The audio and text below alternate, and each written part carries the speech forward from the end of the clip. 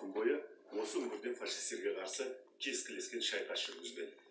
Основная эта масса была части дивизии, которые обороняли Керчь. Мұнда әйелдер де аз болмаған, дегенмен көпшілігі Керчьті қорғаған дивизия әскерлері еді. Олар май айынан қара күзге дейін немістермен соғысып келді. Фашистер шығатын жерлерді бекітіп, оларға қарсы улы газ пайдаланған. Су, дәрі-дәрмек, тіске басатын ештеңе болмады. Не было воды, не было медикаментов, не было пищи. Соған қарамастан өз күштерімен госпиталь ұйымдастырды. Бірақ мұндай жағдайда жаралылардың өмірін сақтап қалу мүмкін емес еді. 10 мың адамнан тек 50 шақтысы ғана тірі қалды. 320 күн бойы жау қолында болған Керчьті Қызыл армия алғаш рет 1942 жылы азат етті. Қырым кімнің қолында? Сол Қара теңіздің қожасы. Мұны жау әскері жақсы түсінді.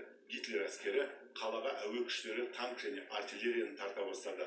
Сондай-ақ жағалауға шығатын жолды жабу үшін бұғазды айнала минаға толтырды.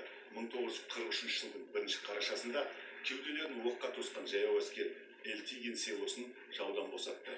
Егер Қырым бұғазын азат ету жолындағы алғашқы шайқас талай боздақтың өмірін жұлып кетті. Қырымды жаудан толығымен тазарту үшін кеңес әскеріне 5,5 ай бойы кескілескен шайқас жүргізуге тура келді. 11 апреля Керчь была взята.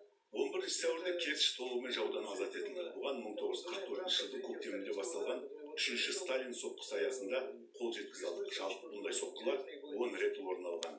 Именно начиналась триумф Красной армии. Десанттық Керчь Феодосия операциясы кезінде жалғыз Александр Лубецов қана тірі қалған. Ардагер бұл күндері өзі азат етуге қатысқан қалада тұрып жатыр. Қалаға жаудың күш жағы қауіп төндірген сәтте мен 68-ші зениттік батарея сапында Митридат жотасында едім. Түсқайта теңіз жақтан жау ұшақтары бой көрсетіп, біздің батарея оларға қарсы алғаш рет оқ жаудырды. Фашистерден босатылған Керчьті жеңістен кейін қайта қалпына келтіруге тура келді. Жаулап алушылар бүкіл зауыт, фабрика, темір жолдар мен көпірлерді қиратты. Митридат жотасындағы даңқ обелискі жаңа өмірдің белгісіне, ал Керчь батыр қалаға айналды.